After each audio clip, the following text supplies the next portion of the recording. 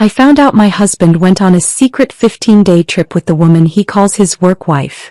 When he came home, I asked one simple question that wiped the smile off his face. Do you know what illness she has? He rushed to the doctor, but the truth was already waiting for him. Do you know what illness she has? Those words came out of my mouth so calmly, so casually, like I was asking about the weather or what he wanted for dinner. But the moment they hit the air between us, I watched my husband's face drain of color. His laptop bag slipped from his shoulder and crashed onto our hardwood floor.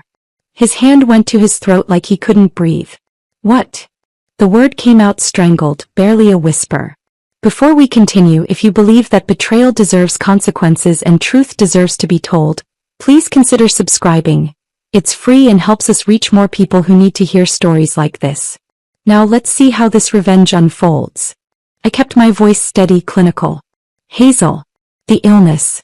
I'm assuming she told you, given how much time you spent together in Key West these past 15 days. Milo wasn't in Miami for business like he'd told me. He was in Key West with the woman he called his work wife. And I'd spent the entire 15 days he was gone gathering proof, credit card statements, Instagram photos, text messages he thought he'd deleted. I knew about the couple's massages, the romantic dinners, the secret apartment they'd leased together. I knew everything. But he didn't know that I knew. Not yet. And this question, this simple, terrifying question about a non-existent illness, was just the opening move. The thing that would make him panic. Make him run to a clinic imagining the worst. Make him feel a fraction of the fear I'd lived with for 8 days. There was no illness. Hazel was perfectly healthy. But Milo didn't need to know that. Not for a few more hours anyway. Let me take you back to how this all started. To the moment I realized the man I'd loved for 11 years had become a complete stranger. I met Milo Brennan on a Tuesday morning at a coffee shop in Manhattan when I was 25 years old. I'd just started my first real job after graduate school, working at a nonprofit that helped refugees settle in New York. The work was overwhelming and meaningful in equal measure, and I was running on 3 hours of sleep in desperation for caffeine. The barista called out an order and handed me a black coffee. I stared at it, confused, because I'd ordered a vanilla latte. Before I could say anything, the man behind me in line spoke up. That's actually mine. But you look like you need the caffeine more than I do. He smiled when he said it. Not the practiced smile of someone trying to pick up women in coffee shops, but something genuine. The kind of smile that made his eyes crinkle at the corners. I'd laughed, tried to hand him the cup, and somehow we ended up talking for 20 minutes while both our drinks got cold. His name was Milo.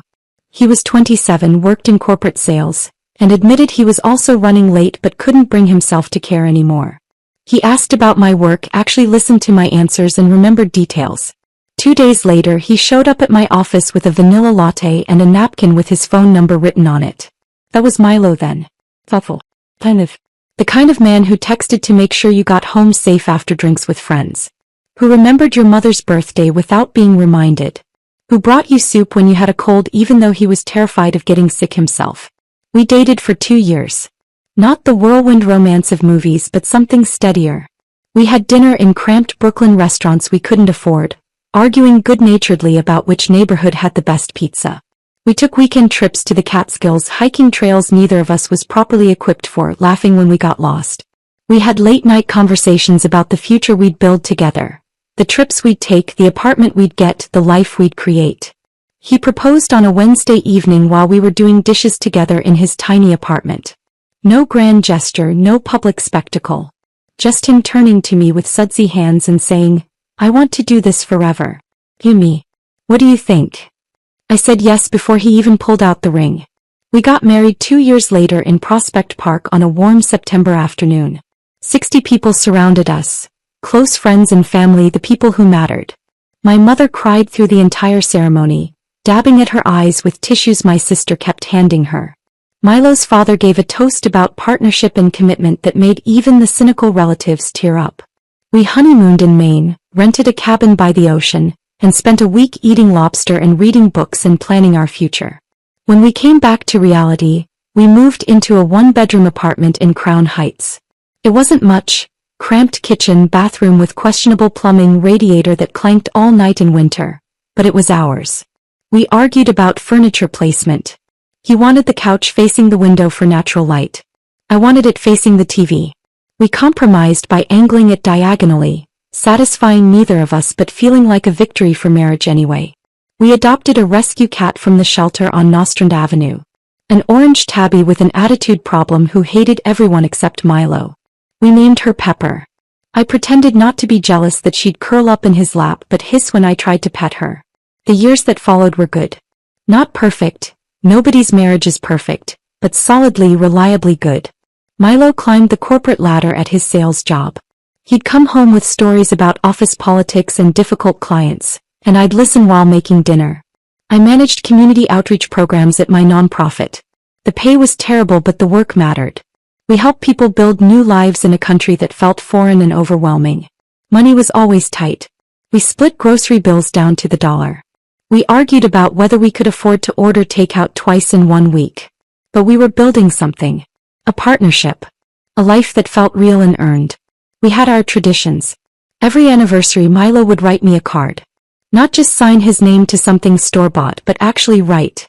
He'd list reasons he loved me, memories from the past year, promises for the next. I kept every single card in a box under our bed. On his birthday every year, I'd bake his favorite lemon cake from scratch. The recipe his grandmother had used, written on a stained index card I'd learned to decipher. These small rituals made us who we were. Made us feel permanent. We talked about having kids. Not immediately but someday. When we had more space. More savings. More time. When the time is right, we'd say, pushing the decision into some vague future that always felt close but never quite arrived. We fantasized about buying a house eventually. Maybe in Westchester. Maybe out on Long Island. Somewhere with a yard and room for the children we'd have someday. A garden I'd probably kill through neglect but would try to maintain anyway. We'd grow old together. Retire to somewhere warm. Become the embarrassing grandparents who gave too many gifts and spoiled everyone's children. That was the foundation we'd built. 11 years of ordinary, unremarkable real life. It wasn't glamorous but it was ours. It was solid. Or at least I thought it was solid. Then Hazel Pearson walked into our lives and everything I thought I knew started to unravel. Milo mentioned her casually about 18 months ago. New account manager started today. Hazel. She seems really sharp. I'd said something like, "That's nice," and continued chopping vegetables for dinner. It wasn't notable. People got new coworkers all the time. But gradually over the following weeks and months, her name appeared more frequently in his stories. Hazel said something hilarious in the team meeting. Hazel had this brilliant idea for the client pitch. Hazel and I grabbed lunch to discuss strategy. I didn't think much of it initially. Milo had work friends. That was healthy. Normal. I had work friends too. Then the term started appearing. Work wife. Hazel's basically my work wife at this point, he'd said one evening, laughing while telling me about some inside joke they shared. She knows what I'm thinking before I say it. It's kind of scary actually. I'd smiled. Laughed along. Said something supportive because that's what good wives do, right? We trust our husbands. We don't turn into those jealous, suspicious women who see threats in every female colleague. But there was a small knot forming in my stomach. A quiet discomfort I pushed down and ignored. I ignored how often Milo started checking his phone during dinner. How he'd angle the screen just slightly away from me when texting. I ignored the new cologne that appeared on our bathroom counter one day. Something expensive and woody that I definitely hadn't bought him. I ignored the sudden gym membership after years of him claiming he was too tired to work out. I ignored how he'd come home from long days at the office, looking energized instead of exhausted. How he'd shower immediately instead of collapsing on the couch like he used to. How his work stories increasingly featured Hazel as the main character while I became the audience.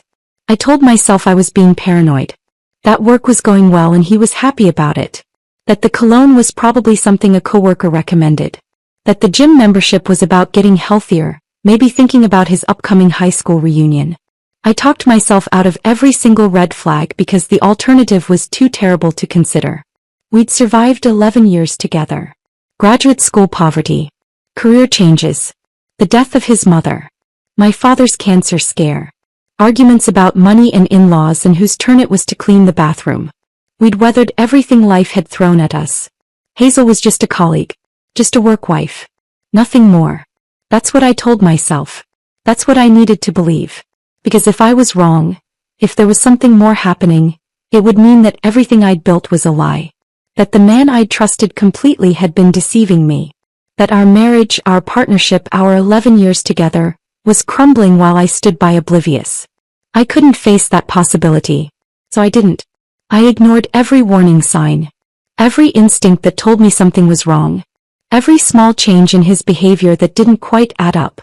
I ignored it all until 3 months ago when Milo came home with news about a business trip to Miami. The trip that would finally force me to see what I'd been refusing to see all along. The trip where everything I'd been ignoring would become impossible to deny. But I'm getting ahead of myself. Let me tell you about that announcement. About how he sold me the lie so convincingly that I actually helped him pack for it. About how I kissed him goodbye and wished him luck, having no idea that I was sending my husband off on a romantic vacation with another woman. 3 months ago, Milo came home from work on a Tuesday evening with news he could barely contain. He was practically vibrating with excitement as he dropped his briefcase by the door. "I got it," he said, grinning wider than I'd seen in months. "The Miami account. They want me to lead the entire pitch." I looked up from the nonprofit grant proposal I'd been reviewing at our kitchen table. "That's amazing. When do you present?" "That's the thing." He pulled out his laptop, already opening his calendar. "They want us down there for the full process. Multiple presentation rounds, strategy sessions, relationship building. It's going to be about 2 weeks. 2 weeks.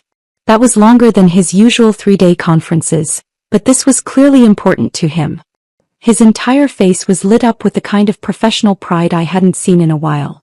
"The client is pretty demanding," he continued, clicking through what looked like a detailed itinerary. "Back-to-back meetings, working dinners every night. It's going to be intense, but this could change everything for my career. VP Track Isla. This is VP Track material." I got up and hugged him. "I'm so proud of you. You've worked so hard for this." He held me tight, and I remember thinking in that moment how solid we felt. How lucky I was to have a partner whose success I could celebrate. How our life together was exactly what I'd always wanted. "When do you leave?" I asked. "Next Friday. I know it's soon, but they want to move fast." He pulled back, looked at me with what seemed like genuine regret. "I'm going to miss you like crazy." "I'll miss you too. But it's only 2 weeks." I smiled, already thinking about how I'd surprise him when he got back. Maybe plan a nice dinner, open that expensive wine we'd been saving. "Hey, what if I take some time off and come with you? I could explore Miami while you're in meetings. We could have the evenings together." His expression shifted. Just slightly, but I caught it. A flicker of something. Panic? Annoyance. Before the smile returned. "That's sweet, but it wouldn't really work," he said, closing his laptop. "The meetings are going to run late into the evenings. Sometimes until 10 or 11. I'd feel terrible leaving you alone in a hotel room every night. You'd be bored out of your mind." "I wouldn't mind. I could." "Isla." His tone sharpened. "This is work. Important work. I need to focus completely on landing this account.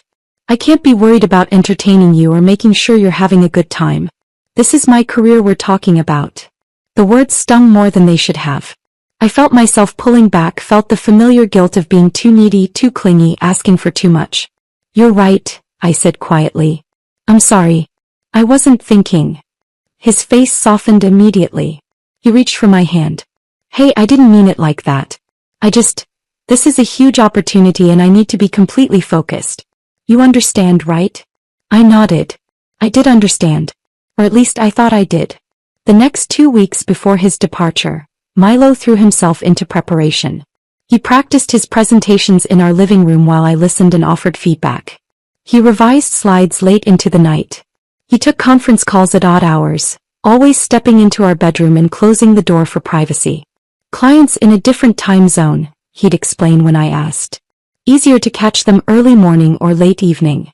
I helped him pack. We stood at our bedroom closet together, debating which shirts looked most professional, which ties conveyed confidence without arrogance. I reminded him to pack his phone charger, his good dress shoes, the lucky cufflinks his father had given him. The morning he left, I kissed him goodbye at our apartment door, straightened his collar, told him to make us proud. "I'll call you every night," he promised, hugging me tight. "Even if it's late." "I'll be waiting," I said. He rolled his suitcase down our hallway and disappeared into the elevator.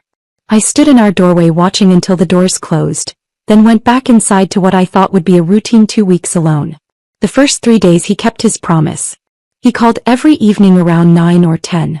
Brief conversations. He sounded tired, distracted. The meetings were exhausting. The client was demanding. Everything was more complicated than expected. How's the hotel? I'd ask, trying to keep him talking, trying to maintain connection across the distance. Fine. Standard business hotel. Nothing special.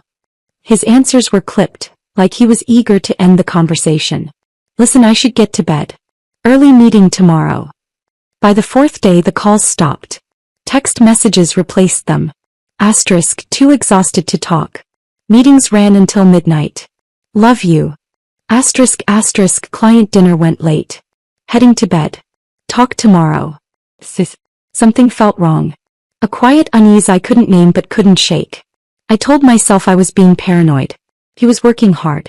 Of course he was tired. Of course business trips were exhausting. But that unease grew.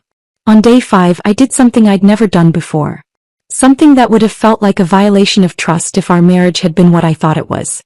I called the Marriott downtown Miami, the hotel he'd mentioned offhandedly in one of our brief conversations. Good afternoon, Marriott downtown Miami, the receptionist answered cheerfully. How can I help you? Hi, yes, I need to be connected to my husband's room. Milo Brennan. Pause. The sound of typing. Another pause, longer this time. I'm sorry, ma'am. We don't have a guest by that name currently checked in. My stomach dropped. Can you check again? Milo Brennan. He would have checked in last Friday. More typing. No, ma'am. I'm showing no reservation under that name for the past week. I thanked her and hung up, my hands shaking. Maybe I'd gotten the hotel name wrong. Maybe he'd said a different Marriott. I called back. Actually, which Marriott location is this? Downtown Miami, ma'am. Would you like me to transfer you to one of our other Miami locations? I had her check 3 other Marriotts in the Miami area. Nothing. No Milo Brennan at any of them. That night I couldn't sleep. I lay in our bed, staring at the ceiling, trying to come up with innocent explanations. Maybe his company had booked the room under a corporate account. Maybe it was under someone else's name for business reasons. Maybe I was remembering wrong about which hotel chain he'd mentioned. But the unease had become something sharper. Something that felt like dread. I got up at 2 in the morning and opened my laptop. Logged into our joint credit card account. The one we used for everything: groceries, utilities, shared expenses. The one that would show charges from his business trip, since he sometimes had to pay up front and expense things later. I pulled up the transactions from the past 5 days. And there they were. Charges from Florida. But not from Miami. From Key West. I stared at the screen, reading each transaction 3, 4, 5 times, hoping I was misunderstanding. Hoping there was some explanation that made sense. Louis' backyard. Key West, Florida, $187. Blue Heaven. Key West, Florida, $143. Sunset Water Sports. Key West, Florida, $220. The Marker Resort. Key West, Florida, $480. I clicked on the Marker Resort charge, my hands trembling so badly I could barely control the mouse. The merchant description read, Romance Package, Couples Massage and Champagne. The words blurred. My vision tunneled. I couldn't breathe. My husband wasn't in Miami on a business trip. He was in Key West. He'd lied about where he was going. He'd lied about what he was doing. And he was spending our joint money on romantic couples activities. I knew. Even before I let myself think it consciously, I knew. Hazel. His work wife. The woman whose name had been appearing in his stories with increasing frequency for 18 months. The woman he claimed to have a connection with. The woman he'd been texting at midnight. I sat at our kitchen table in the dark, staring at those credit card charges, and felt something inside me break. Or maybe it was the opposite.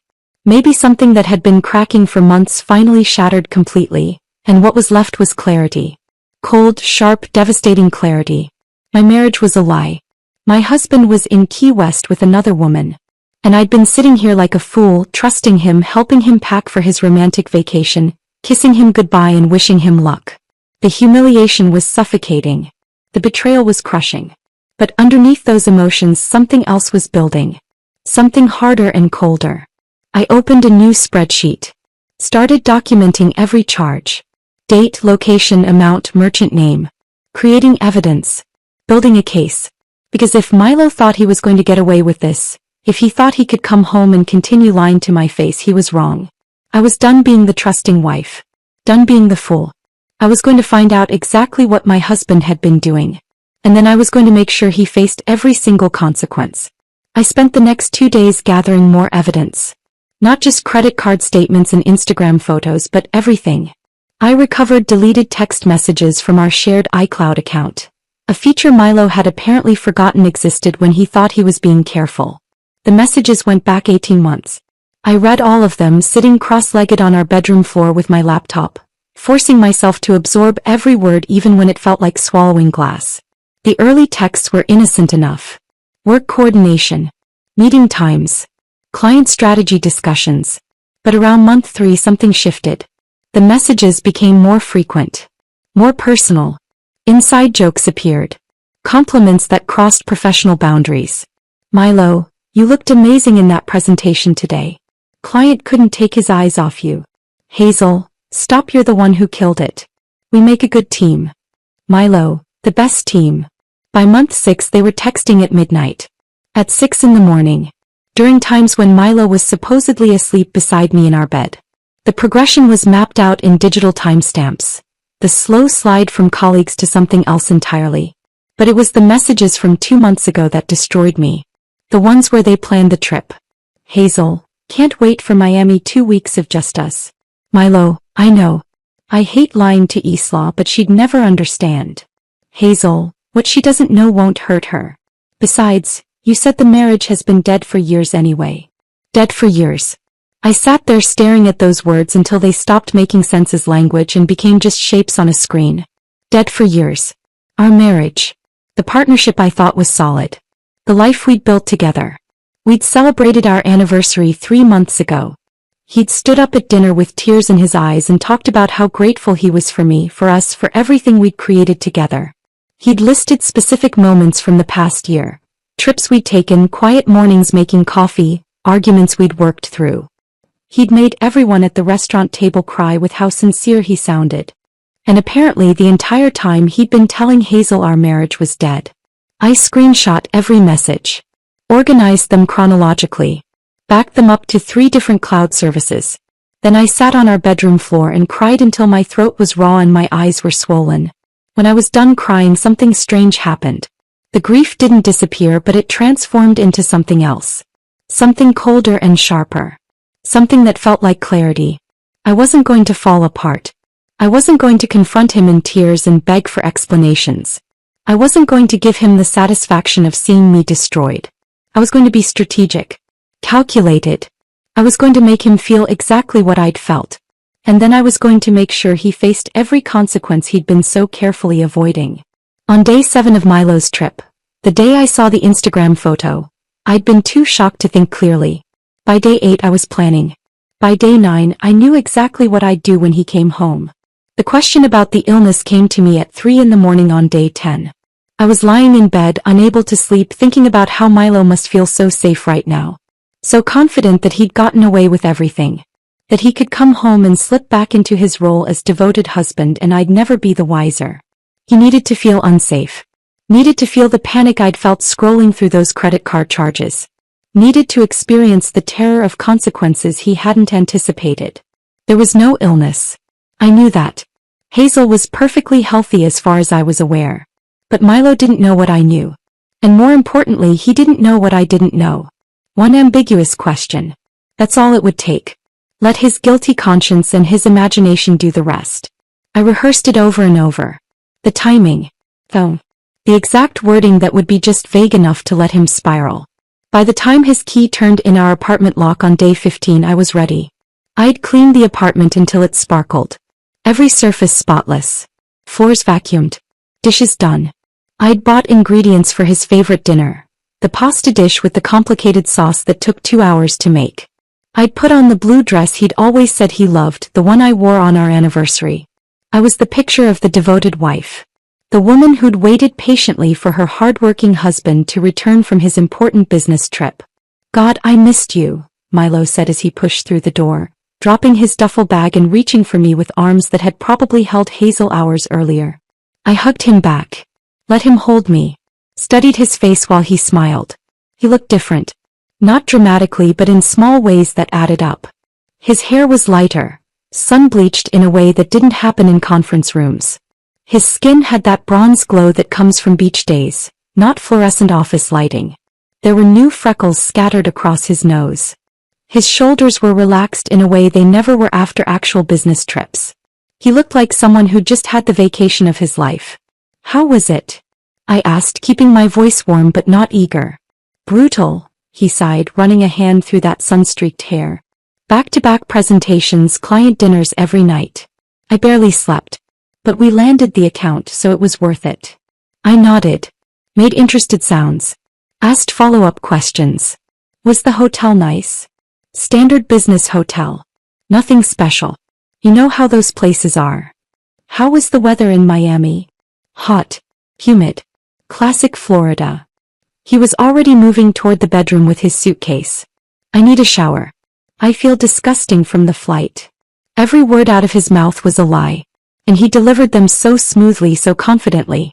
Like he'd had 15 days to practice his story and now he was performing it flawlessly. I followed him to the bedroom, watched him unpack. Watched him sort through clothes that smelled like ocean air and expensive resort laundry detergent.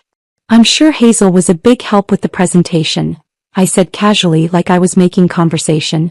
He froze. Just for a second. Just long enough. His hand paused in the middle of pulling a shirt from his suitcase. His shoulders tensed. Then he forced himself to relax, to keep moving, to act natural. "Hazel? Yeah, she did great. You know her. Always prepared, really pulled her weight." But his voice was too bright. Too casual. The tone of someone working very hard to sound normal. I nodded slowly. "I do know her. That's why I was surprised when I found out." The silence that followed was beautiful. I counted it in my head.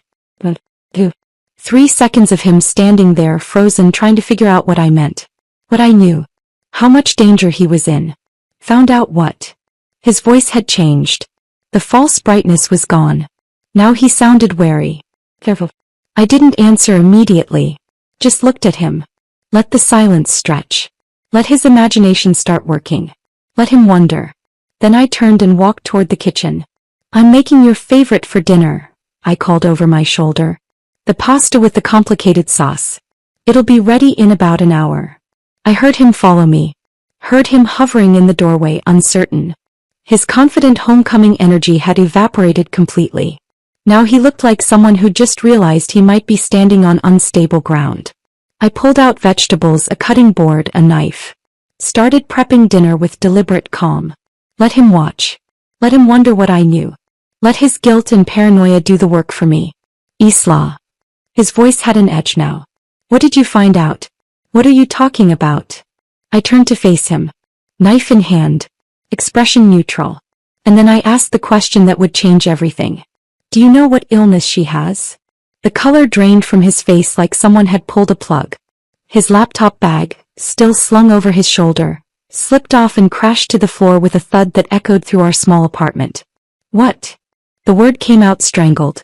Barely a whisper. Kept my voice level. Clinical. Like I was discussing the weather. "Hazel. The illness. I'm assuming she told you, given how much time you spent together these past 15 days. I watched it happen in real time. Watched his hand go to his throat. Watched his face cycle through confusion, panic, horror. Watched him start making connections, imagining consequences, spiraling into exactly the fear I wanted him to feel. "Isla, I don't. What are you talking about?" But even as he said it, his other hand was reaching for his phone. Already planning to call Hazel. Already panicking. "It's serious, Milo. The kind of thing that doesn't just go away. The kind of thing that spreads through close contact." I paused. "Let that sink in. You'll want to get tested. Today probably. The clinic on Flatbush is open until 7. I turned back to my vegetables. Started chopping. The knife hit the cutting board in steady, rhythmic thuds. Behind me I heard Milo's breathing accelerate. "What illness?" His voice was rising now, cracking. Isla, what the hell are you saying? What's wrong with Hazel? I didn't turn around. Just kept chopping with meticulous precision. The clinic closes at 7, I repeated calmly. Better hurry. I heard him frantically trying to call Hazel. Once, twice, 3 times. Each call going to voicemail. She's not answering. Pure panic now. Isla, please. Tell me what's going on. What illness? What are you talking about? I set down the knife. Turned to look at him. My husband of 11 years stood in our kitchen, white-faced and trembling, terrified of consequences he'd never considered when he was booking romantic getaways and lying to my face. Part of me felt satisfaction. A larger part felt absolutely nothing. Go get tested, Milo, I said quietly. Then we'll talk.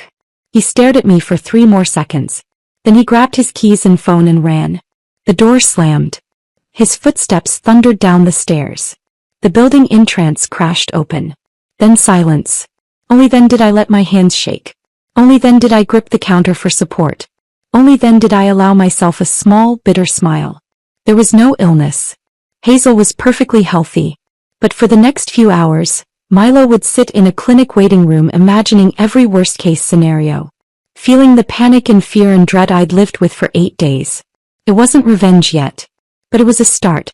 I stood in the kitchen for a full minute after Milo left, listening to the silence settle around me. Then I walked to the wine rack and pulled out the bottle he'd been saving. A Pinot Noir from some boutique vineyard in Oregon that he'd talked about for months. For a special occasion, he'd said when he brought it home. Something to celebrate. This felt special enough. The cork came out with a satisfying pop. I poured myself a generous glass and carried it to the living room, where I'd hidden my evidence folder under a stack of magazines on the coffee table. I spread everything across our gray sectional like a detective laying out a crime scene. Credit card statements organized by date. Instagram screenshots with timestamps. Text message transcripts I'd printed and highlighted. Hotel receipts. A timeline I'd constructed with color-coded markers. Green for suspicious behavior, yellow for confirmed lies, red for proof of the affair. Looking at it all laid out like this, I could see the complete picture. The affair hadn't started suddenly. It had been building for 18 months, each small choice leading to the next. The progression was mapped out in front of me like a roadmap of betrayal. My phone buzzed.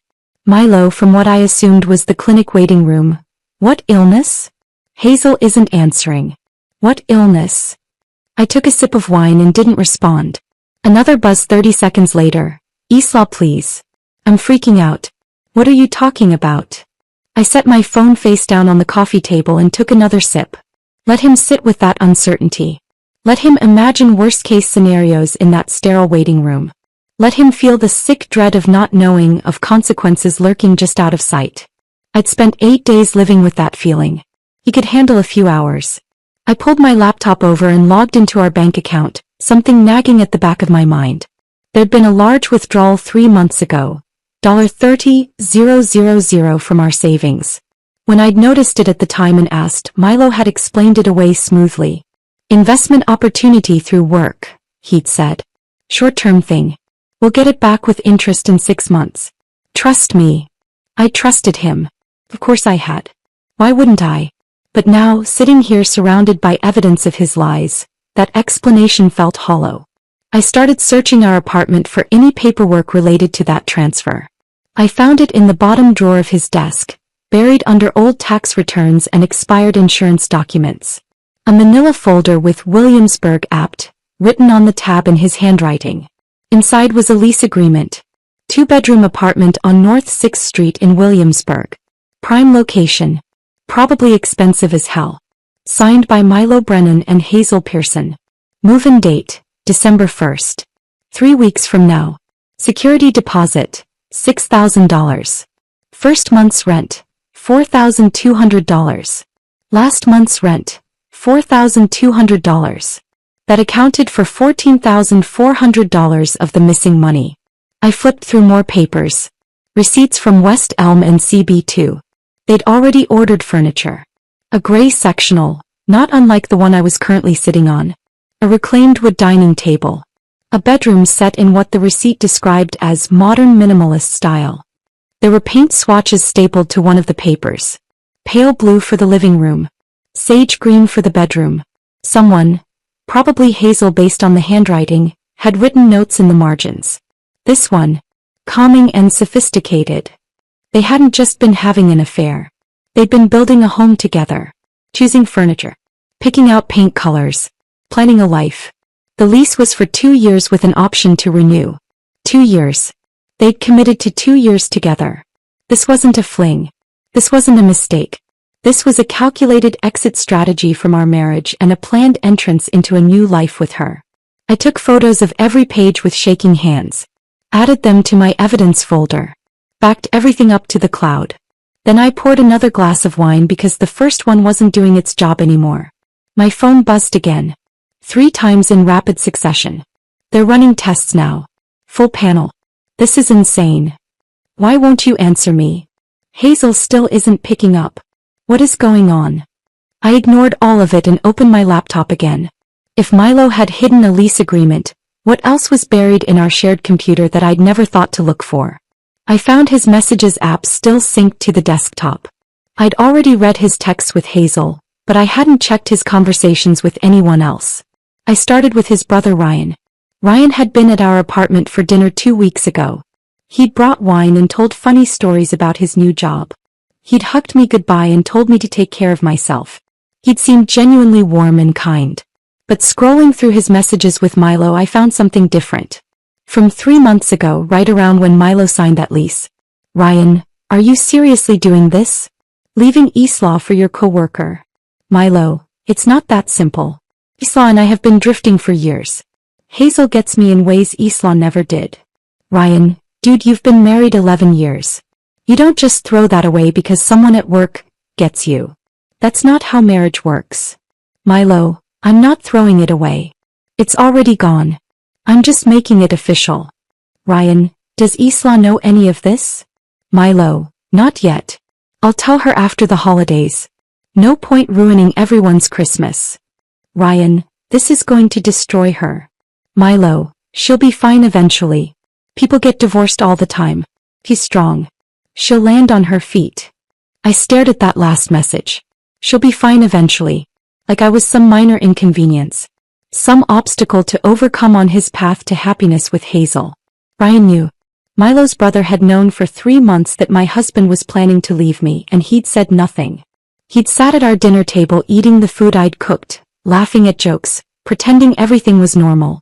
Another betrayal to add to the collection. I kept scrolling. Found messages to his parents from 2 months ago where he'd started laying groundwork. Milo, just wanted to give you guys a heads up that Isla and I have been having some problems. Nothing catastrophic, but things have been tense. We might need some space to figure things out. Setting up the narrative. Making it seem mutual. Making it seem like our marriage had been failing gradually rather than being actively destroyed by his choices. I found messages to his coworkers in a group chat. Coworker, you and Hazel seem pretty close lately. Anything we should know about? Milo, we're just friends. Work friends. She's good at what she does and we collaborate well. Different lies for different audiences. To Ryan, he admitted the affair but framed himself as the victim of a dead marriage. To his parents, he suggested we were both struggling. To his coworkers, he denied everything. To Hazel, he'd said our marriage had been dead for years. The sheer complexity of maintaining all these separate stories was staggering. He must have been exhausted keeping track of what he'd told whom. My phone rang this time instead of buzzing with a text. Milo calling. I let it go to voicemail. It rang again 30 seconds later. Voicemail again. Then a text. Please pick up. They're asking me questions I don't know how to answer. What am I supposed to tell them? I took another sip of wine and went back to my laptop.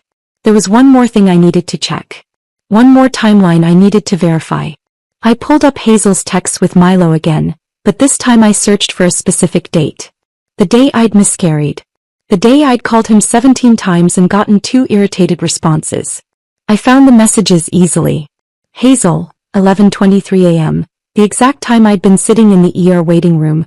Can't believe we still have 5 more days here. This has been perfect. Milo, 11:31 a.m. I know. I never wanted to end. Real life is going to suck when we get back. Hazel, 11:45 a.m. We don't have to go back to real life. We could make this our real life. The apartment. Actually being together instead of hiding. Milo, 11:52 a.m. soon. After the holidays. I promise. Just a couple more months and we can stop pretending. Hazel, 12:03 p.m. I love you.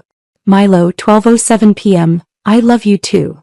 That entire exchange had happened while I was bleeding through my clothes in a hospital waiting room.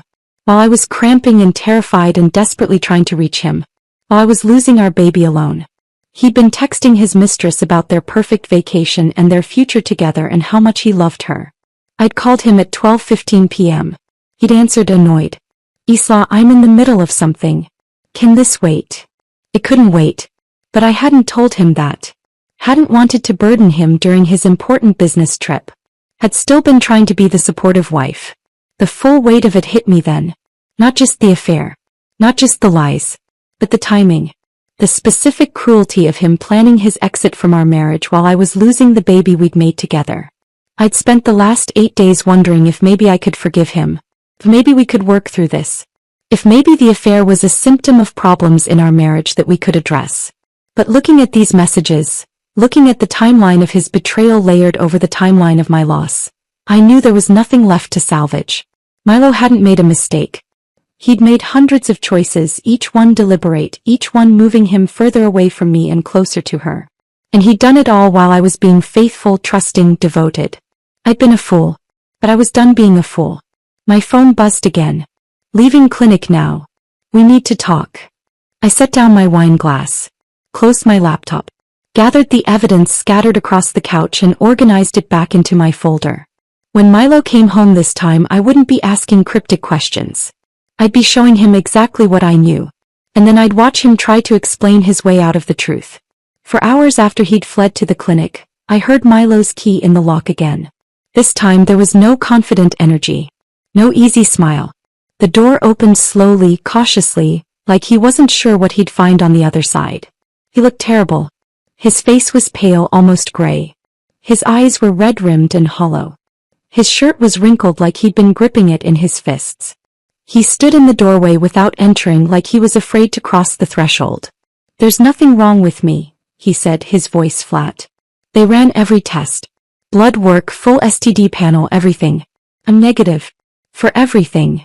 I was still on the couch where I'd spent the past 4 hours, wine glass in hand, evidence folder beside me.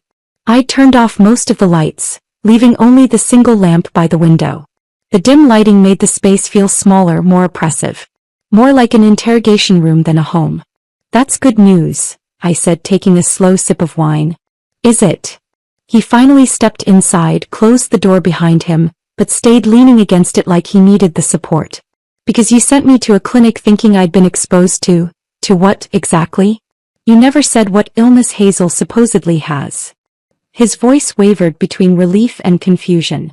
Between gratitude that he was healthy and anger that I'd put him through that panic. That's because Hazel doesn't have an illness, Milo.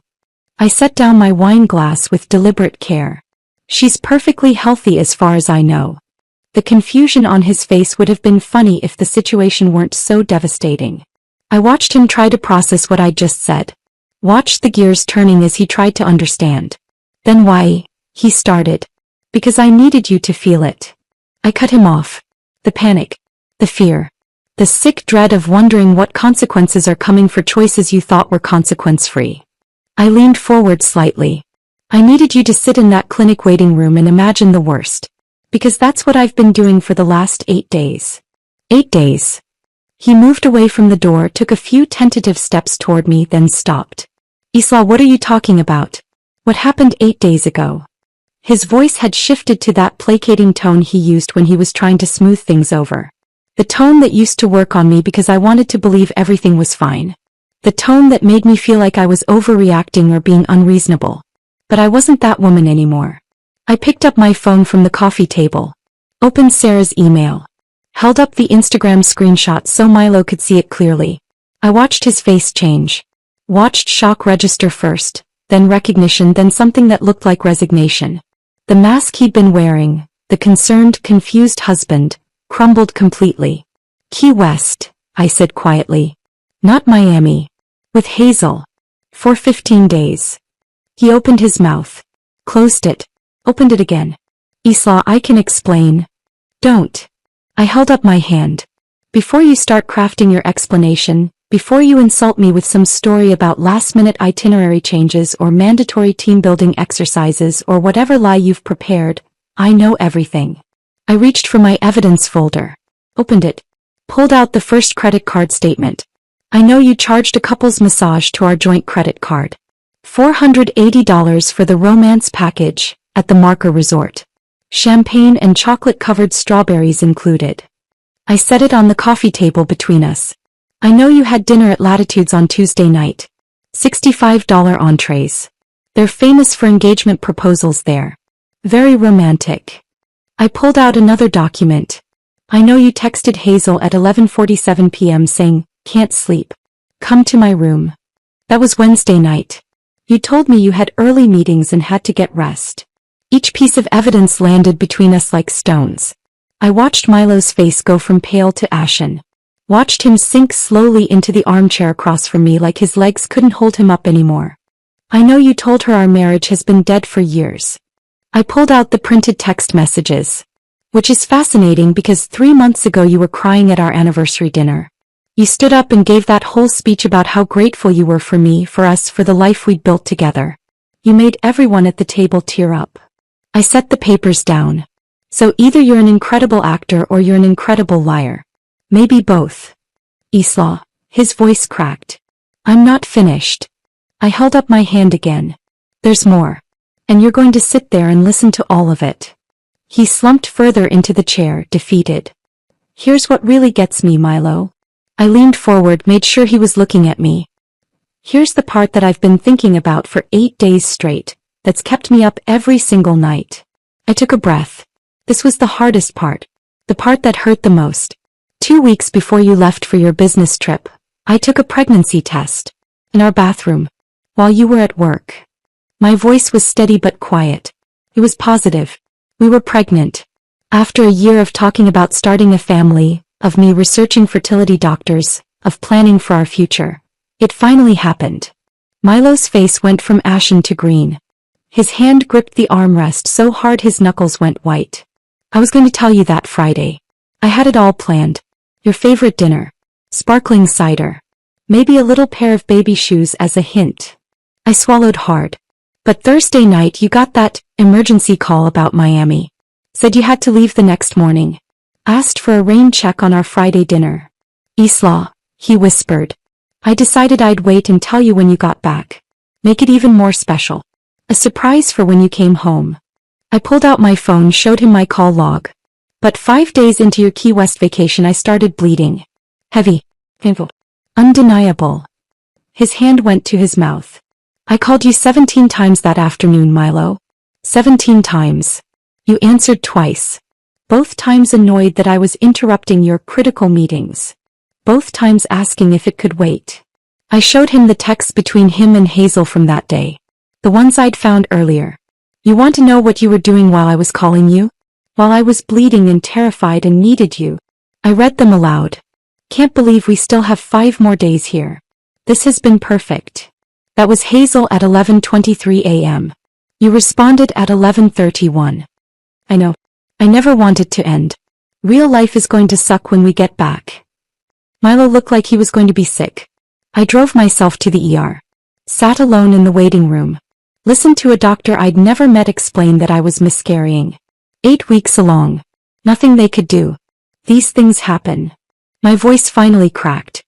I came home to this empty apartment and grieved alone while you were getting couples massages and texting your mistress about how much you loved her. The silence that followed was absolute. Milo sat frozen in the chair, his face the color of chalk.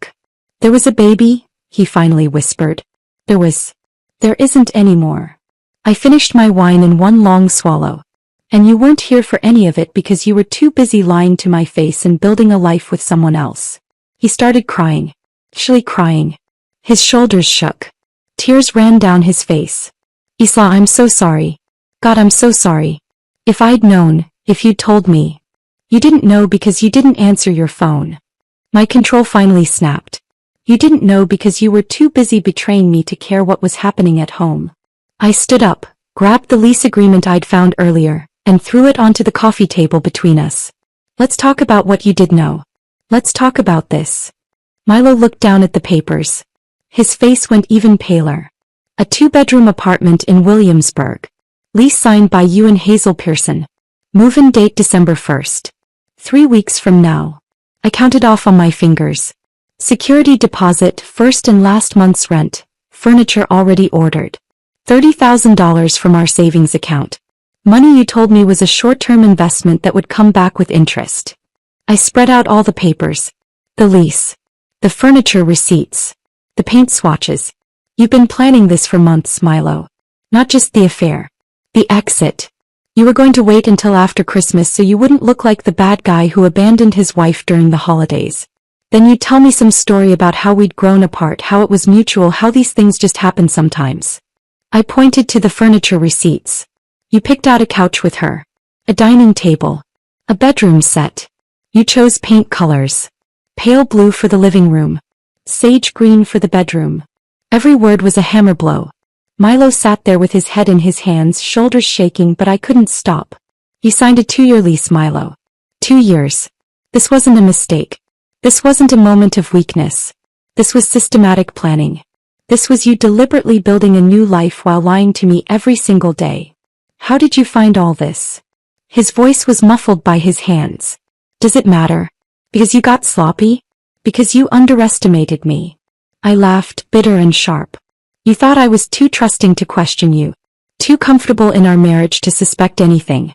Too invested to look for evidence. I gestured to the Instagram photos still displayed on my phone. You got caught by social media, Milo. Some random woman at a bachelorette party posted a photo of you and Hazel looking like newlyweds at a romantic restaurant. My college roommate's cousin. She recognized you and sent it to Sarah, who forwarded it to me. I shook my head. All your careful planning. All your separate lies to different people. All your encrypted text messages and secret credit cards. And you got caught because you forgot about Instagram. Milo finally looked up at me. His face was wet with tears. His eyes were red and swollen. I never meant to hurt you, he said. But you did. You are. I stayed standing. Every second you sit there trying to make yourself feel better with apologies doesn't change anything. The silence stretched between us. Outside I could hear traffic from the street. Someone's TV playing through the thin walls. Normal life continuing while ours fell apart. What happens now? Milo finally asked. I looked at him. This man I'd loved for 11 years. This stranger who'd become a person I didn't recognize. Now, I said quietly. Now you leave. Now you leave. The words hung in the air between us. Milo stared at me like he was waiting for me to take them back, to soften them, to give him some opening to negotiate. I didn't. You can't be serious, he finally said. Slaw, we need to talk about this. We need to figure out. There's nothing to figure out. The apartment is in my name. You're the one who had the affair. You're the one who stole from our savings. You're the one who lied for 18 months. I crossed my arms. So you're the one who leaves. He stood up slowly like his legs weren't working properly. Where am I supposed to go? I don't care. Your brother's. A hotel. The apartment in Williamsburg you already rented. I walked to the door and opened it. Just not here. Not tonight. Milo grabbed his phone from the coffee table. Started dialing. I watched him try Hazel's number. Once. Twice. 3 times. Each call going straight to voicemail. She's not answering, he said, panic creeping into his voice. Why isn't she answering? Maybe she's busy, I suggested, my tone flat. He tried again. And again. I counted 23 calls over the next hour while he paced our living room, each one going unanswered. He switched to texting, his thumbs flying across the screen. Something's wrong, he kept saying. Hazel always answers. Always. Something must have happened. I almost laughed at the irony. The woman he'd destroyed our marriage for was now leaving him in the lurch. But I kept my face neutral and said nothing. Around midnight, when it became clear Hazel wasn't going to respond, Milo finally grabbed some clothes and left. I heard him on the phone in the hallway calling his brother Ryan, asking if he could crash there for a few days. I locked the door behind him and stood in the sudden silence of the apartment. Our apartment. My apartment now. Then I poured myself another glass of wine and waited.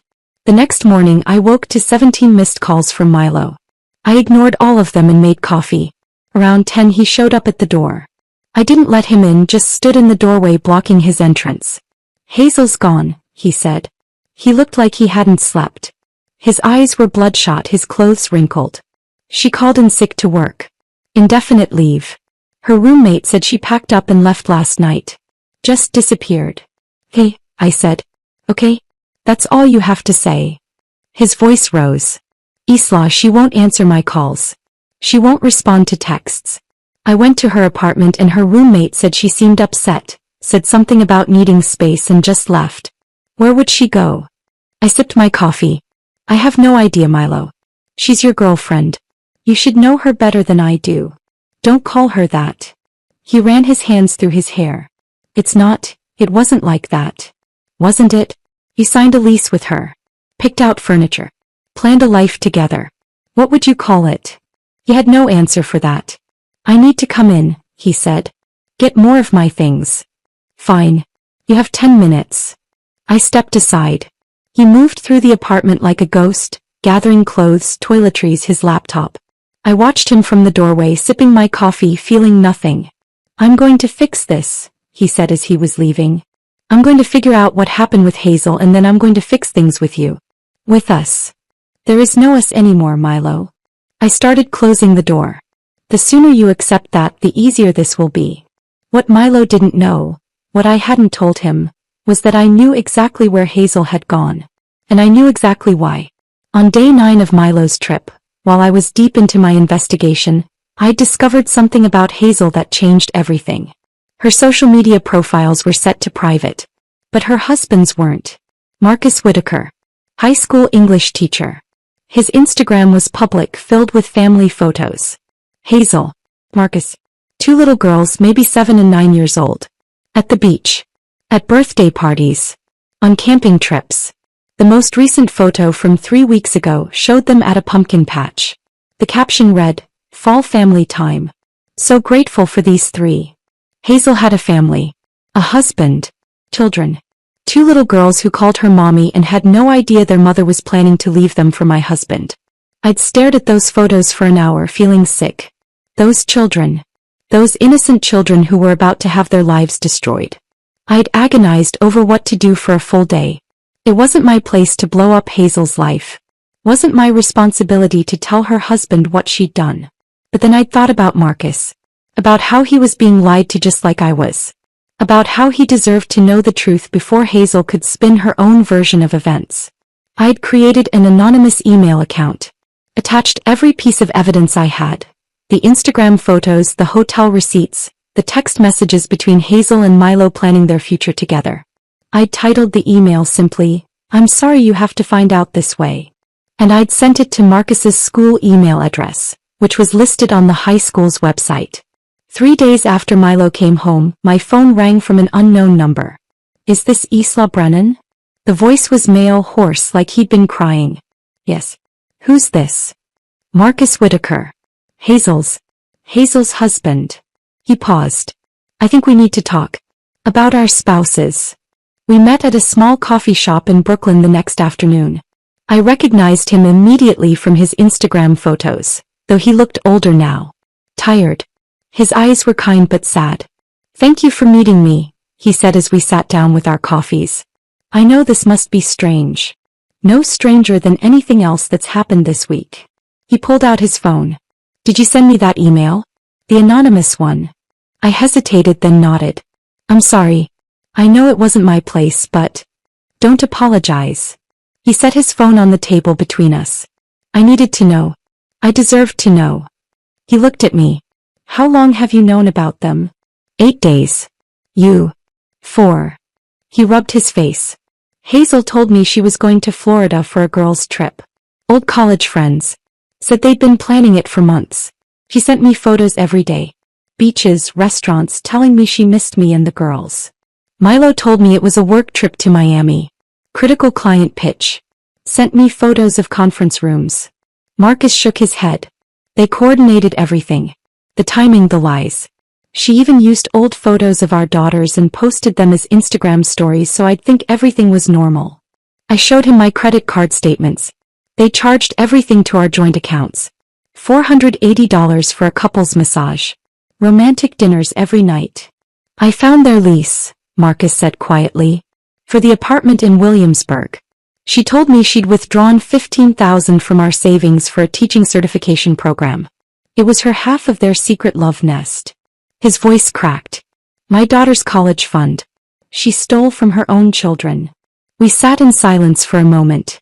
How old are your girls? I asked. 7 and 9. Mira and Sophie. He showed me a photo on his phone. 2 beautiful little girls with gap-toothed smiles. They don't know yet. I haven't told them. How do you explain that mommy chose someone else's husband over her own family? My throat tightened. I'm so sorry, Marcus. I keep thinking about what I missed, he said. The signs. She started dressing differently about 6 months ago. Bought new clothes. Went to the gym more. Was on her phone constantly. And I actually thought she was just feeling good about herself. Being healthy. I never imagined. I did the same thing, I admitted. Milo started wearing cologne I didn't buy. Suddenly cared about his appearance. Came home from long work days energized instead of exhausted. And I told myself I was being paranoid. That I was being a jealous, suspicious wife for even wondering. We trusted them, Marcus said simply. That's not a flaw. That's what you're supposed to do in a marriage. We ordered more coffee. Then lunch. The conversation stretched from 1 hour to 3. 2 strangers bonded by the same betrayal, comparing notes, sharing evidence, finding comfort in not being alone. I filed for divorce yesterday, Marcus said as we were finishing our second round of coffee. My lawyer said I have a strong case. The affair, the financial deception, the abandonment of our children. I'm meeting with a lawyer next week, I said. I have all the evidence documented. Credit cards, text messages, the lease agreement. Everything. Marcus was quiet for a moment. Then he looked at me. What if we filed on the same day? A solidarity thing. Show them that their victims aren't just rolling over. The idea appealed to me. I like that. A united front. We exchanged lawyer information. Shared our evidence files. Made plans to stay in touch through the process. As we stood outside the coffee shop preparing to leave, Marcus said, "Thank you for sending that email. For giving me the truth. My daughters deserve better than a mother who lies to them. And I deserve better than a wife who steals from us to build a life with someone else." I hugged him. This stranger who somehow understood me better than anyone else right now. We're going to be okay, I said. The words felt more real this time. Eventually, he agreed. He squeezed my hand. Take care of yourself, Isla. I watched him walk away, disappearing into the Brooklyn afternoon. Then I stood there for a moment, breathing in the cold November air, feeling something shift inside me. I'd spent the past week focused on Milo's betrayal. On my own pain and anger. But talking to Marcus, seeing the collateral damage, those 2 little girls who were about to have their world shattered, made it all feel more real. More consequential. This wasn't just about me and Milo anymore. It was about Hazel's children. About Marcus. About all the people affected by 2 selfish people who'd thought only about what they wanted. My phone buzzed. Milo again. Please, can we talk? I need to understand what happened. Where did Hazel go? I looked at the message for a long moment. Then I typed back. Ask her husband. I sent that text to Milo. Ask her husband. And watched the 3 dots appear immediately. Disappear. Appear again. Then nothing. 10 minutes later my phone rang. I let it go to voicemail. Then it rang again. And again. Finally a text. What husband? What are you talking about? I didn't respond. Let him figure it out. Let him realize that Hazel had been lying to him just as much as he'd been lying to me. The next morning I had an appointment I'd made a week ago. One I hadn't told Milo about. Victoria Nash's office was in downtown Brooklyn. All glass and steel and expensive minimalism. She came highly recommended. A divorce attorney with a reputation for being ruthless when she needed to be and strategic always. I walked in with my evidence folder now expanded to over 60 pages. Every credit card statement. Every text message. Every receipt. The lease agreement. The Instagram photos. Marcus's contact information in case we needed him to testify. Victoria's assistant led me to a conference room. Floor-to-ceiling windows overlooked the Brooklyn Bridge. The furniture was sleek and modern. Everything about the space said, "I win." Victoria walked in 5 minutes later. Mid-40s, impeccably dressed, with the kind of confident presence that made you trust her immediately. "Isla Brennan?" She extended her hand. "Victoria Nash. Thank you for coming in." We sat across from each other at the conference table. I slid my folder toward her. "I need a divorce," I said. "And I need to make sure my husband faces every consequence for what he's done." Victoria opened the folder. Started reading. I watched her face remain professionally neutral as she went through page after page of evidence. When she finally looked up, she smiled. Not a warm smile. The smile of a predator who just spotted prey. "This is a divorce attorney's dream case," she said. "Documented affair spanning 18 months. Misappropriation of marital funds. Secret apartment lease signed without your knowledge. Abandonment during a medical emergency." She tapped the folder. "The judge is going to absolutely crucify him." Something in my chest loosened slightly. Validation. Professional, legal validation that what Milo had done was as bad as it felt. "The secret apartment is especially damning," Victoria continued. "This isn't a moment of weakness or a mistake. This is premeditated abandonment. He was planning his exit while stealing from your joint savings." She flipped to another page. $30,000. Without your knowledge or consent. That's financial fraud. She looked at me directly. "What do you want out of this, Isla? What's your goal?" I'd been thinking about this question for days. "I want the apartment. It's in my name anyway, but I want it official. I want compensation for every dollar he spent on her. Every romantic dinner, every hotel room, every expense that should have been ours but went to them." I paused. "And I want the truth on record. I want it documented that he had an affair, that he stole from me, that he abandoned me during a medical emergency. I don't want him able to tell people we just grew apart, or make it sound mutual. I want everyone to know exactly what he did." Victoria nodded, making notes. "Then we file for fault divorce citing adultery and financial misconduct. We document everything, every lie, every stolen dollar, every betrayal. We make it impossible for him to rewrite this story." "How long will it take?" "Depends on whether he fights it. If he's smart and takes a settlement, maybe 6 to 8 weeks. If he forces us to trial," he shrugged, "could be 6 months. But given the evidence you have, I don't think he'll want a trial. Everything you've documented will become public record. His employer will see it. His family. Everyone." Something about that felt right. Not revenge exactly, but justice. Truth. Accountability. "Let's file," I said. The next 3 weeks were a blur of paperwork and strategy sessions. Victoria was thorough, methodical. She went through every document, cross-referenced everything, built the case like she was preparing for trial even though she thought we'd settle. "Always prepare for the worst," she told me. "Hope for settlement, plan for war." Milo tried everything to avoid the lawyers. Showed up at the apartment at 7 in the morning before I left for work, looking disheveled and desperate. "Isla, please. We can work this out. We don't need lawyers. This doesn't have to get ugly." I stood in the doorway, blocking his entrance. "It's already ugly, Milo. It got ugly when you lied to me for 18 months. When you stole our savings. When you left me alone during the miscarriage. I didn't know about the baby. Because you didn't answer your phone." My voice rose despite my attempt to stay calm. "You didn't know because you were too busy betraying me to care what was happening at home." His face crumpled. "If I'd known, I would have come home. I would have been there." "Would you?" I asked quietly. "Or would you have been annoyed that I was interrupting your romantic vacation?" He had no answer for that.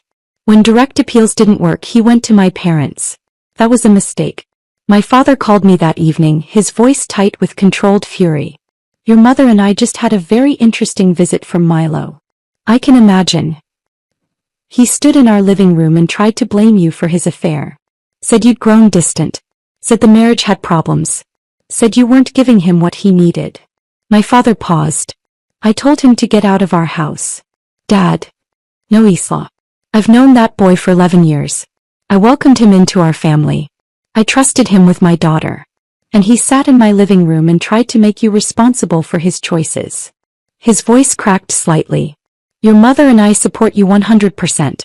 Whatever you need, money, somewhere to stay, anything, you tell us. My mother got on the phone. When this is over, sweetheart, we're taking you on a trip. Somewhere beautiful. Somewhere Milo has never been. Somewhere you can start fresh. After they hung up, I sat in my apartment and cried. Not from sadness but from gratitude. From the relief of being believed, being supported, not having to defend or explain or justify. 3 weeks after I'd first met with Victoria, she filed the divorce petition. The terms were brutal but fair. I kept the apartment. 70% of all marital assets. Full reimbursement for the $47,000 Milo had spent on Hazel over 18 months. Every dinner, every hotel, every couple's massage, all documented. A statement acknowledging his adultery and financial misconduct. And Milo would pay all legal fees, both his lawyer's and mine. When his lawyer delivered the terms, Milo called me within the hour. 70%? His voice was high, strained. That's insane. No judge would ever award you that much. I'd been expecting this call. Had rehearsed my response. Actually, Victoria thinks a judge would award me more. Once they hear about the financial fraud, the secret apartment, the abandonment during a medical emergency. 70% is generous. This is vindictive. You're trying to punish me. I'm trying to be compensated for what you took from our marriage. If you'd rather go to trial and have all of this become public record, including testimony from Hazel's husband about how your affair destroyed his family and hurt his 2 young daughters, we can do that. Your choice. Silence. Long and heavy. Hazel's husband knows? His voice was barely a whisper. Marcus knows everything. We've compared notes. He's willing to testify about the impact on his children if this goes to trial. More silence. You contacted him. It wasn't a question. You told him. I gave him the same truth I got. The same evidence. He deserved to know what his wife was doing. You destroyed everything, Milo said, his voice hollow. You systematically destroyed both our lives. I documented what you destroyed, I corrected. There's a difference. You made the choices. You had the affair. You stole the money. You signed the lease. I just made sure everyone knew the truth. He hung up without responding. 6 weeks later, we reached a settlement. Milo's lawyer had advised him that going to trial would likely result in worse terms. That a judge who heard about the miscarriage abandonment and saw all the documented financial fraud would not be sympathetic. Milo agreed to everything. 70-30 split. Full reimbursement. Acknowledgement of fault. Payment of all legal fees. The signing happened in Victoria's conference room on a gray January morning. Milo arrived looking like he'd aged a decade. Hollow-eyed. Thinner. Defeated. We sat across from each other while lawyers shuffled papers. Neither of us spoke. The only sounds were pages turning and pens scratching. When it was time to sign, Milo hesitated, his pen hovering over the paper. I really did love you, Isla. His voice was quiet. I know you don't believe that. But I did. I got lost. I made terrible choices. I'm sorry. I looked at him. This man I'd built 11 years with. This stranger who'd destroyed everything we'd created. Sorry doesn't undo anything, I said. It doesn't bring back the baby. It doesn't erase the lies. It doesn't rebuild trust. It's just a word people say when they want to feel better about themselves. I signed my name. He signed his. Just like that, it was over. Milo left without looking back. Victoria shook my hand, told me I'd done the right thing. I gathered my things and walked out into the cold January afternoon. Somewhere in the city, Milo was processing the end of his marriage. Somewhere in Connecticut, Hazel was dealing with her own divorce. And here I was standing on a Brooklyn street corner, legally free. I waited to feel something. Relief. Satisfaction. Victory. Instead, I just felt empty. But it was a different kind of empty than before. Not the hollowness of betrayal. The clean emptiness of a finished chapter. Of a door closing so another could open. I pulled out my phone and texted Marcus. It's done. Settlement signed. How are you holding up? His response came quickly. Same. Signed mine yesterday. The girls are adjusting. Fully. How are you? One day at a time, I typed back. That's all any of us can do, he replied. I put my phone away and started walking. Not toward home yet. Just walking. Through Brooklyn. Past coffee shops and bookstores. Past couples holding hands and parents with strollers. Past all the normal life continuing around me. And for the first time in weeks I felt like maybe I could eventually be part of that normal life again. Not yet. But someday. I walked through Brooklyn for over an hour after leaving Victoria's office. Past the bookstore on Court Street where Milo and I used to browse on Sunday mornings. Past the Italian restaurant where we'd celebrated our 5th anniversary. Past the park where we talked about buying a house someday, raising kids, growing old together. Every block held a memory. Every corner a ghost of who we used to be. By the time I got back to the apartment it was dark. I stood in the doorway for a moment before going inside, suddenly aware that this was my space now. Completely mine. No one else's belongings mixed with mine. No one else's schedule to coordinate with. No one else's preferences to consider. Just me. I walked through the rooms slowly, seeing them differently. The couch where I'd confronted Milo. The kitchen where I'd asked about the illness. The bedroom where he'd packed for Key West while lying to my face. Every space held the ghost of our marriage. The weight of what used to be here and wasn't anymore. I spent the next week in a strange fog. Going to work, coming home, existing but not really living. My co-workers tiptoed around me, offering sympathetic looks but not asking questions. My boss gave me lighter assignments without comment. Everyone knew I was getting divorced. No one knew what to say about it. The following Saturday I decided to pack up Milo's remaining things. The items he'd left behind when he grabbed clothes that first night. His books on the shelves. His coffee mugs in the kitchen. The framed photo from our wedding that I'd taken down but hadn't thrown away. I worked methodically, boxing everything with the same systematic precision I'd used to gather evidence. Each item went into a box labeled with masking tape. His clothes. His books. His miscellaneous items. 12 years of accumulated life reduced to cardboard and packing tape. I texted him when I was done. Your things are packed. Pick them up this weekend. He showed up Saturday morning with hired movers. I watched from the living room window as they loaded box after box into a truck. Milo stood on the sidewalk, hands in his pockets, looking small and defeated. For a moment I almost felt sorry for him. Almost. Then I remembered the couple's massage. The romantic dinners. The 17 unanswered calls while I was losing our baby. And the sympathy evaporated. After they left, I sat in the empty living room and cried. Not for Milo.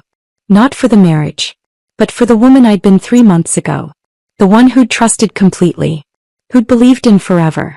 Who'd thought love was enough. That woman was gone. And I mourned her. My mother showed up around 7 that evening.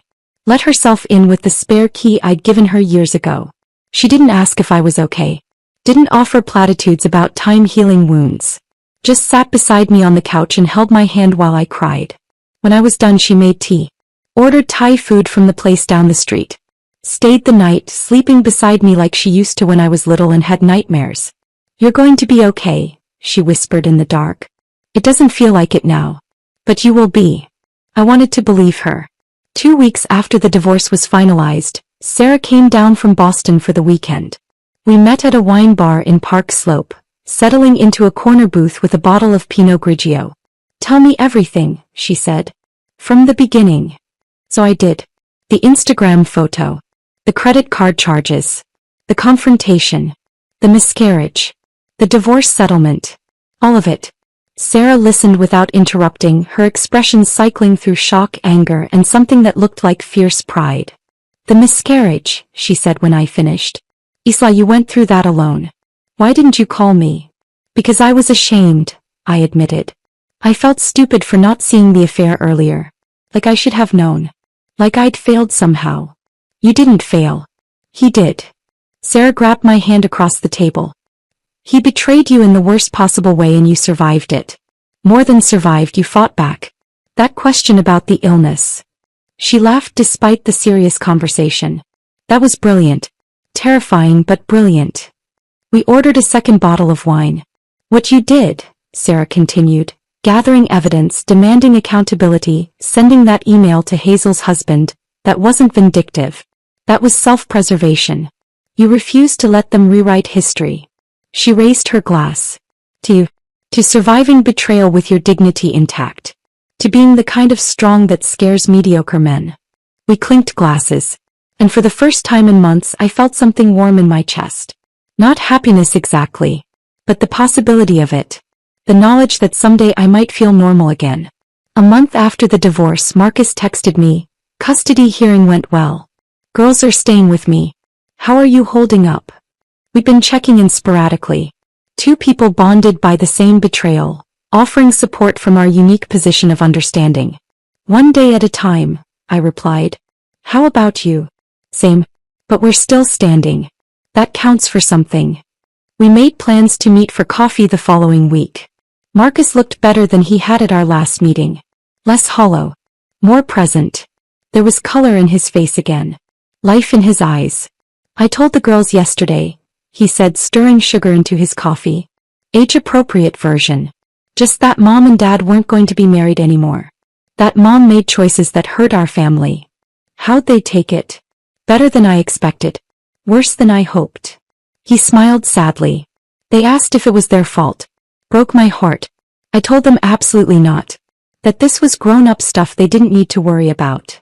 We talked about logistics. His plans to stay in their house for stability.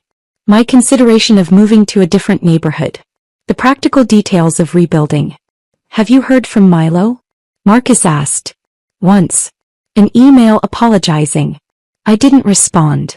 Hazel sent me 3 handwritten letters. Explaining her journey. How she found herself." He made air quotes. "I burned them." I laughed. Actual laughter. Felt foreign but good. "We're going to be okay," Marcus said as we were leaving. "It doesn't feel like it most days. But I think we will be." Eventually, I agreed. On a cold February evening I stood at my living room window looking out at Brooklyn. The city stretched before me, millions of lights and millions of windows. Each one a life. A story. Some probably like mine. Ending, rebuilding, surviving. Others just beginning. The apartment felt different now. I'd rearranged furniture. Painted the bedroom a soft gray. Bought new curtains. Small changes that made the space feel more mine and less ours. My phone buzzed. A text from an unknown number. "Hi Isla. This is James from your building. We've crossed paths a few times in the lobby. Anyway, some neighbors are getting drinks tomorrow night if you'd like to join. No pressure. Just thought you might want to get out. James." For C. The guy with the kind smile who always held the elevator. Who'd asked how I was doing during the worst of the divorce. Who seemed genuinely nice without any agenda. A drink with neighbors. Normal people doing normal things. It felt terrifying and exciting in equal measure. "Maybe," I typed back. "Can I let you know tomorrow?" "Of course. Hope you come." I set down my phone and looked back at the window. At my reflection in the glass. At the woman looking back at me. She looked older. Tired. But also stronger somehow. Like she'd been through fire and come out the other side changed but intact. I wasn't healed. Wasn't whole. But I was surviving. The woman who'd helped Milo pack for his business trip felt like a stranger now. That version of me had been naive. Trusting. Willing to ignore instincts in favor of comfort. I'd become someone different. Someone who demanded honesty. Who knew her worth. Who wouldn't accept lies over truth no matter how uncomfortable the truth was. Somewhere in this city, Milo was rebuilding his life after losing everything. Somewhere, Hazel was trying to repair her relationship with her daughters. And here I was, standing in my apartment, contemplating drinks with a neighbor. Taking the first small step toward something new. I wasn't ready to trust again. Wasn't ready to open myself up to the vulnerability that relationships required.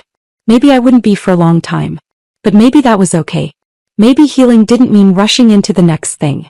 Maybe it meant learning to be alone without being lonely. Learning to be enough on my own. I turned from the window and looked around my apartment. My space.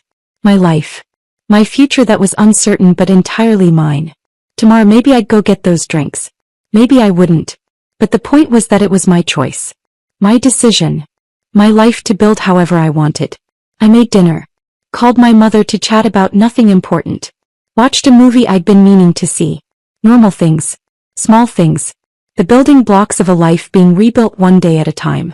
Outside, February wind rattled the windows. Inside I sat in my space, warm and safe and quiet. And for the first time in 3 months, that quiet didn't feel lonely. It felt like peace. Not complete peace. Not the kind where everything was resolved and healed. But the beginning of it. The first small stirring of something that might eventually become okay. I got ready for bed, brushed my teeth, changed into pajamas. Ordinary rituals that felt significant somehow in their normalcy. As I turned off the lights, I thought about that question I'd asked Milo. Do you know what illness she has? It had been psychological warfare. Calculated cruelty designed to make him panic. To make him feel a fraction of what I'd felt. And it had worked perfectly. But looking back now, I realized it had been more than that. It had been the moment I stopped being a victim and became something else. Someone who fought back. Someone who demanded accountability. Someone who survived. I climbed into bed and pulled the covers up. Outside, Brooklyn continued its endless motion. Inside, I lay in the darkness and let myself feel the weight of everything that had happened. The betrayal. The grief. The anger. The revenge. The settlement. The ending. And underneath it all, quiet but growing, the possibility of a new beginning. I wasn't there yet. But I would be. Eventually. And that, I told myself as I drifted toward sleep, had to be worth something. It had to be. If this story of calculated revenge had you hooked from that first question, hit that like button right now. My favorite part was when Isla asked about the illness and watched Milo's face drain of color. What was your favorite moment? Drop it in the comments below. Don't miss more jaw-dropping stories like this. Subscribe and hit that notification bell so you never miss an upload.